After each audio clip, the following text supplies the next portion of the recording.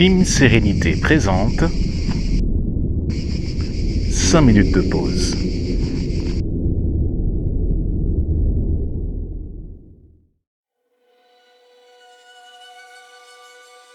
Installe-toi confortablement sur une chaise, un coussin de méditation ou allongé sur ton lit dans le simple but de pouvoir marquer la pause.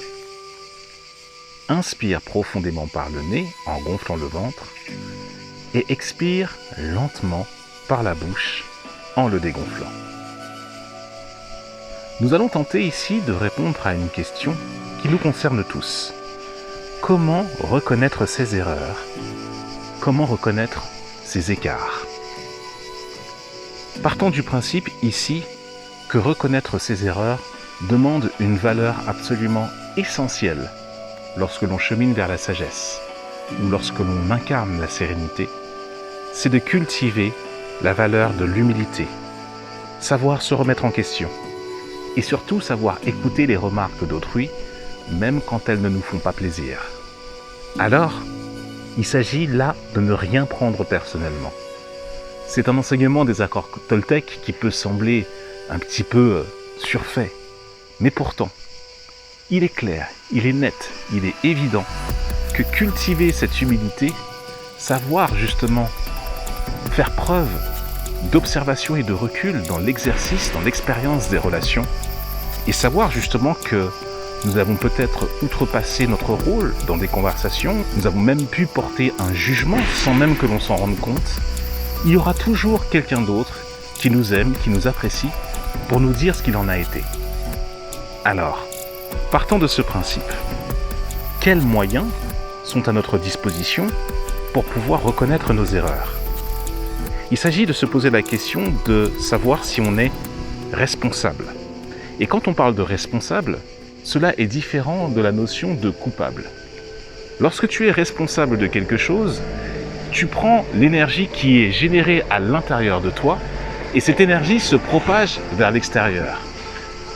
Autrement dit, lorsque tu prends la responsabilité, lorsque tu as commis une erreur, que tu fais preuve de maturité et que tu observes qu'effectivement, il y a un écart que tu as commis, tu prends ainsi la charge et la responsabilité de ce qui s'est passé.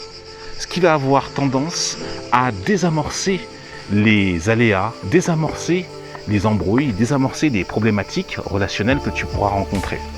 Parce que justement, tu désamorces la chose en disant « Ok, j'observe la part de moi qui n'a pas été consciente de ce qui s'est passé lors justement de mon tracas relationnel. » Ainsi, l'énergie que tu prends pour toi à ta charge aura un effet mécanique en face des personnes ou de l'autre personne avec qui tu es en conflit, avec qui tu dois reconnaître justement que tu t'es pas bien comporté, quelque chose s'est mal passé ou que tu as eu un excès de confiance sur telle ou telle chose. C'est complètement ok. Il faut aussi que tu saches qu'en appliquant cette méthode, les personnes qui t'aiment véritablement pour ce que tu es, elles te diront ce que tu dois entendre et non pas les choses que tu as envie d'entendre. C'est ça la prise de responsabilité et c'est aussi ça, reconnaître ses erreurs et savoir ainsi adopter le comportement juste pour bien exécuter cela. Ainsi, il te faudra aussi, d'une certaine manière, faire état de la relation que tu entretiens avec les personnes autour de toi qui te font ces remarques pour lesquelles tu te retrouves en défaut.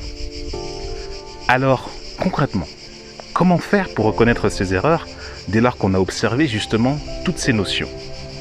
Une pratique comme la communication non violente, dès lors qu'elle est pratiquée des deux côtés, peut être très efficace.